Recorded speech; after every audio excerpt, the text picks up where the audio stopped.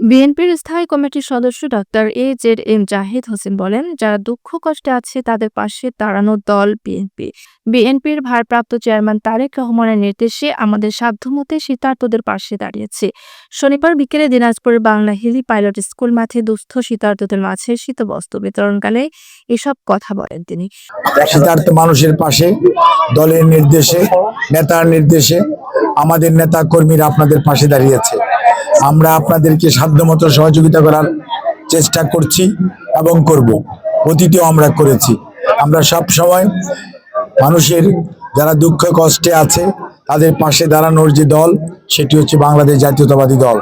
কোনো অবস্থাতেই আমরা মানুষকে কষ্ট রেখে পালিয়েও যাই না, এবং মানুষকে কষ্ট রেখে আমরা টাকা পয়সাও বিদেশে পাচার করি না। কাজেই বিএনপি হচ্ছে জনগণের দল। শনিবার দিনব্যাপী ৪ উপজেলা বিরামপুর, নবাবগঞ্জ, খড়াঘাট ও হিলিতে প্রায় ১২০০ দুস্থ ও অসহায় শীতার্ত মানুষের মাঝে শীতবস্ত্র বিতরণ করেন তিনি।